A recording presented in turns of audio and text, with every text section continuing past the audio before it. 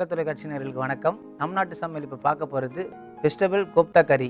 அது எப்படி பண்ண போகிறோன்றதை நம்ம பார்க்கலாம். அதுக்கு தேவையான பொருட்கள்: கேரட்டு, பீன்ஸ் சாப் பண்ணது, உப்பு, இஞ்சி பூண்டு விழுது, மஞ்சத்தூள், கரம் மசாலா, ஆயில், கார்ன்ஃப்ளவர், அரிசி மாவு, கொத்தமல்லி விழுது, கடலை மாவு, மிளகுத்தூள், மைதா, சாப் வெங்காயம், ஒரு முட்டை.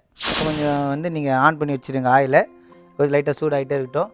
இப்போ பார்த்தீங்கன்னா இது ஒரு வெஜிடபிள் கோப்தா ஃப்ரை அப்படின்னாலே, இப்போ நீங்கள் வீட்டில் வாழைக்காய் பஜ்ஜி, வெங்காய பஜ்ஜி, அந்த மாதிரி உருளைக்கிழங்கு பஜ்ஜி அது மாதிரி போடுவோம். இப்போ நம்ம ஒரு டிஃப்ரெண்ட்டாக வெஜிடபிள்ஸில் நம்ம ஒரு ஃப்ரை பண்ணி சாப்பிட போகிறோம். பாருங்கள் எப்படின்னு.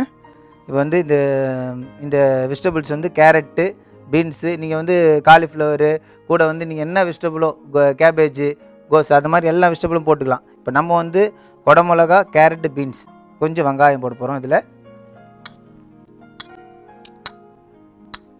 வெங்காயம் போட்டுக்கிறோம். இப்போ கொஞ்சம் தேவையான அளவுக்கு சால்ட்டு,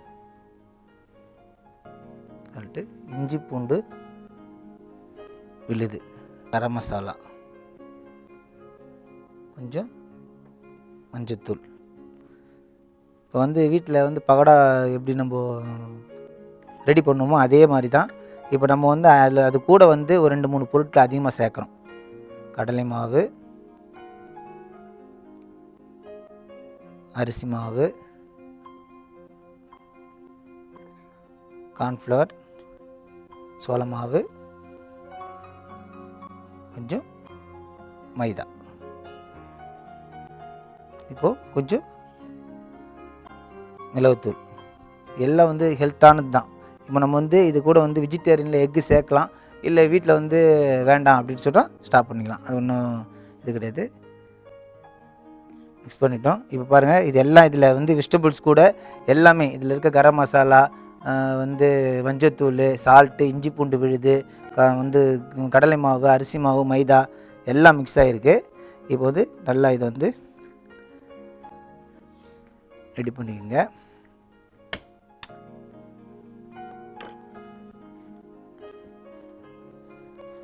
எல்லாம் நீங்கள் இப்போ அது ஒரு பகோடா எப்படியோ அந்த மாதிரி ஒரு இதில் கண்டிஷனில் ரெடி ஆகிடணும். இப்போ நீங்கள் வீட்டில் சாதாரணமாக இதெல்லாம் சாப்பிட்ருப்பீங்க, இந்த மாதிரி சாப்பிட்ருக்க மாட்டீங்க. இது ஒரு ட்ரை பண்ணி பாருங்கள் வீட்டில் எப்படின்னு சொல்லி. இப்போ நீங்கள் இதில் நான் தண்ணியை ஊற்றலை, அதில் இருக்கிற தண்ணியை கரெக்டாக உங்களுக்கு ரெடி ஆகிடும்.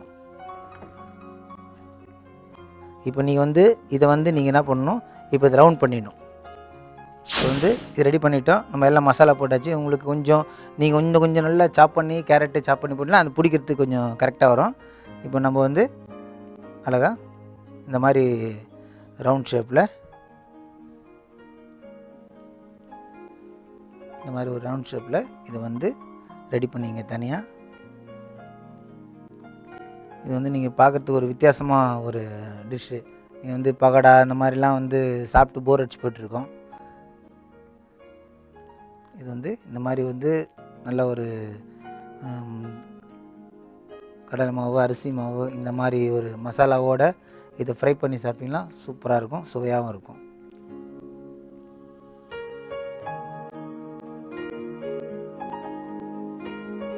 இப்போ ஆயில் ரெடி ஆகிடுச்சு. நம்ம இந்த மாதிரி அழகான ஒரு ரவுண்டாக ரெடி பண்ணிவிட்டு இப்போ நம்ம அதை ஆயிலில் போட போகிறோம்.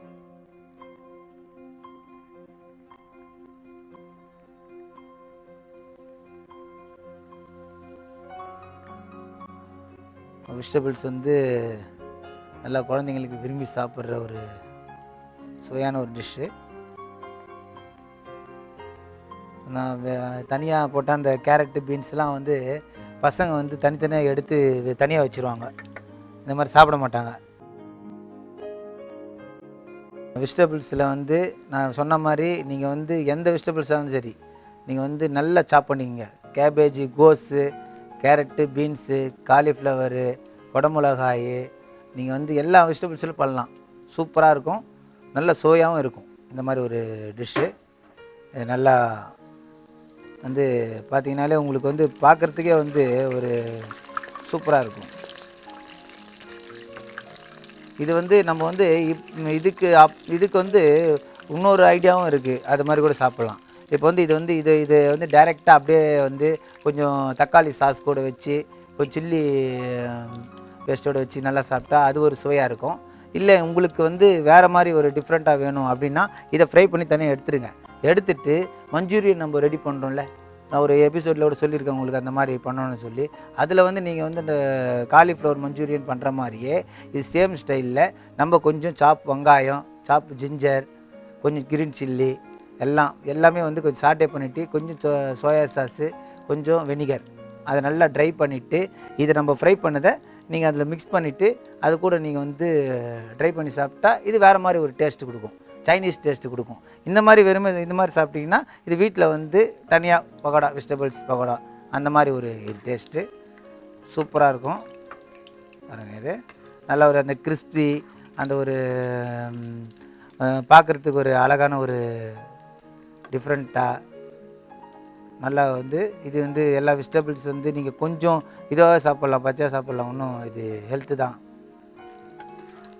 ரெடி ஆகிடுச்சு. பிளேட்டில் இதை தனியாக சேஞ்ச் பண்ணிக்கலாம்.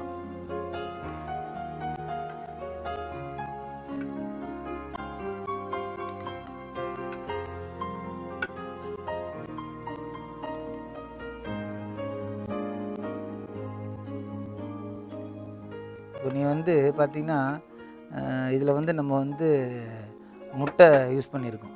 இப்போ நீங்கள் வந்து வீட்டில் வந்து இது முட்டை அவாய்ட் பண்ணிவிட்டு இது சாப்பிடக்கூடாதுன்னா நீங்கள் வந்து ஒன்றும் இல்லை, அந்த முட்டையை எடுத்துகிட்டு மிச்சம் எல்லாமே சேம் மசாலா போட்டால் கூட சூப்பராக இருக்கும். ரெடி ஆகிடுச்சு. நல்லா ஒரு ஆனியன் கூட சாப்பிட்டு சூப்பராக இருக்கும். கொஞ்சம் கொத்தமல்லி எழுது.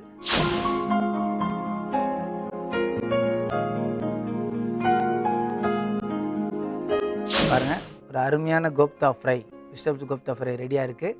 இதை நீங்கள் வந்து வீட்டில் சமைச்சு பாருங்கள். நன்றி, வணக்கம்.